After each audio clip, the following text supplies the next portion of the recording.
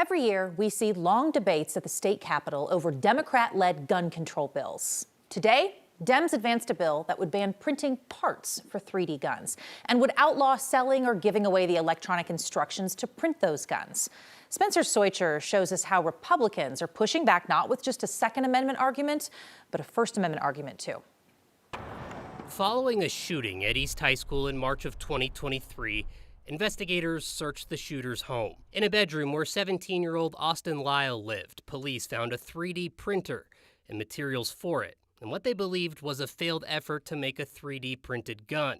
But police determined the gun Lyle used when he shot two deans was consistent with one made by a 3D printer. While these weapons used to be kind of on the fringe of weapons in general, 3D printers and they're becoming more affordable, more accessible at our libraries, at our schools, means that the proliferation of these is only going to grow. Democratic State Senator Katie Wallace is co-sponsoring a bill that would ban the sale and unlicensed manufacturing of 3D printed guns and their components, like an unfinished frame. It would also regulate the distribution of digital instructions for printing 3D firearms. There's frame components that have already been regulated, but there are uncompleted frames that can still be used to ultimately create a weapon that this further expands on. A 3D printed gun was also found at the scene of the mass shooting at Club Q in Colorado Springs. So it's less about seeking out cases that might have already happened and more about looking at that perspective.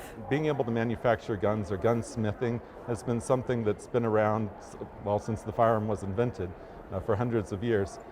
And that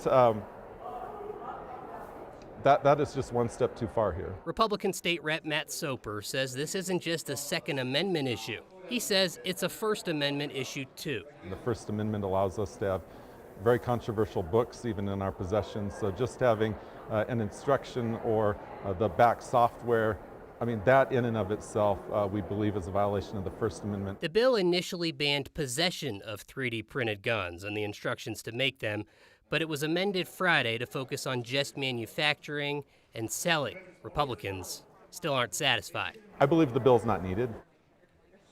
The nonpartisan staff that reviews bills says between 2022 and 2025, there is just one case where someone would be convicted of this offense.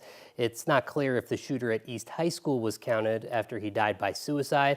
Republicans say it's proof that the bill is legislating an issue that doesn't exist, while sponsors say it's being proactive as 3D printers become more accessible, Jenny. Which is an interesting argument because you have Second Amendment, First Amendment, and now are we finding a solution that doesn't maybe have a problem yet, or are we getting ahead of a problem? Yeah, a Republican on the floor today said we're creating criminals with this bill. Interesting. Obviously, they have not a lot of control at the Capitol, though. So. Okay, Spencer, thank you.